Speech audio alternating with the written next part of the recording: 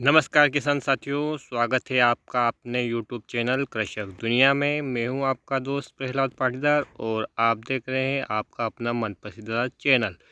किसान साथियों, आज हम बात करेंगे इस वीडियो में अलसी की फसल में कौन सा खाद डालें कि हमें उससे अच्छी पैदावार मिले।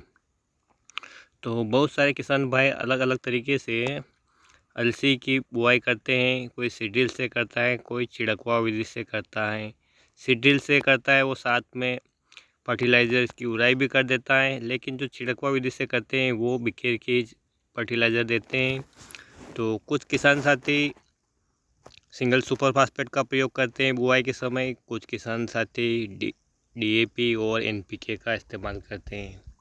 तो हमें कौन सा खाद अलसी में देना चाहिए जिससे कि हमें अच्छी उपज मिले, दानों में अच्छी चमक रहे और हमें उसकी अच्छी पैदावार मिले। तो किसान साथियों, जैसा कि आपको पता है कि अलसी एक तिलहनी फसल है और तेल की मात्रा बढ़ाने में जो सबसे बढ़िया और बेस्ट फर्टिलाइज़र है वो है सल्फ़र। वैसे तो सल्फ़र सभी फसलों के लिए आवश्यक है क्योंकि यह चौथा और अनिवार्य पोषक तत्व है, लेकिन यदि तिलहनी फसलों की बात करें तो ये उसमें सवाया काम करता है। फसल को पोषण तो देता ही देता है, साथ में उसमें तेल की मात्रा बढ़ाता है जिससे कि दानों की चमक बढ़ जाती है। तो किसान साथियों, मैं आपको इस वीडियो में आज बताऊंगा कि आपको अलसी में कौन सा फर्टिलाइज़र देना चाहिए।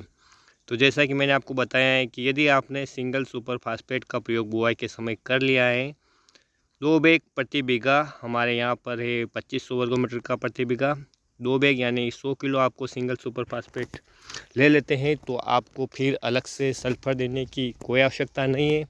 लेकिन यदि आपने डीएपी उर्वरक का प्रयोग किया है या एनपीके उर्वरक का प्रयोग किया है तो आप इसकी दूसरी या तीसरी सिंचाई में सल्फ़र फर्टिलाइज़र का ज़रूर प्रयोग करें। सल्फ़र फर्टिलाइज़र आपको बाज़ार में 2-3 रूप में अवेलेबल मिलेगा। एक बेंटोनाइट सल्फ़र के रूप में मिलेगा जिसे दाल वाला सल्फ़र भी बोलते हैं, और बाज़ार में आपको पाउडर फार्म में मिलने वाला 80 या 90% WG और WP फार्म में भी सल्फ़र मिलेगा। आप चाहे जैसा इस्तेमाल कर सकते हैं। सल्फ़र को आप यूरिया के साथ मिलाकर प्रयोग कर सकते हैं। तो इसकी मात्रा की बात करें तो किसान साथियों 3 किलो प्रति एकड़ के हिसाब से इसका प्रयोग कर सकते हैं। और जिन किसान भाइयों ने यदि दूसरी सिंचाई कर दी है या तीसरी सिंचाई कर दी है, यूरिया का प्रयोग कर लिया है, तो वह किसान भाई लिक्विड सल्फ़र भी आता है, उसका स्प्रे के ज़रिए भी प्रयोग कर सकते हैं। किसान साथियों, सल्फ़र से हमारे सभी प्रकार की फसलों में पोषक तत्वों की पूर्ति तो होती है, साथ ही साथ ये तिलहनी फसलों में तेल की मात्रा बढ़ाता है, और ये तेल की मात्रा बढ़ेगी तो निश्चित रूप से कि दानों का वजन अधिक होगा और हमारी फसलों की पैदावार अच्छी होगी। तो मैंने आपको बता दिया है कि ये खाद यदि आप प्रयोग कर लेते हैं सल्फ़र का हमारी तिलहनी फसल अलसी में, तो निश्चित रूप से आपको इसका बेनिफिट आपको देखने को मिलेगा। लागत के हिसाब से आपको फ़ायदा ज़्यादा देखने को मिलेगा। और यदि आप प्रैक्टिकल करना चाहते हैं कि इसमें डालने से कुछ फ़ायदा होगा या नहीं होगा, तो आप अपने खेत के कुछ एरिया में सल्फ़र खाद का प्रयोग न करें और बाकी खेत में करें।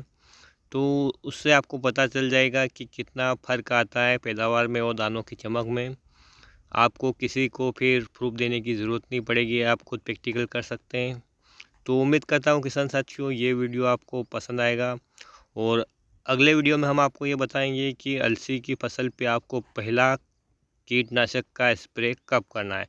क्योंकि ये किसान साथियों पहला स्प्रे जो अगर समय पे कर दिया तो निश्चित रूप से आपकी पैदावार में 25 से 30% की बढ़ोतरी हो जाती है। सामान्य से किसान भाई बहुत लेट हो जाते हैं पहला स्प्रे करने में, जिससे फल मक्खी जो अपना अटैक कर देती हैं।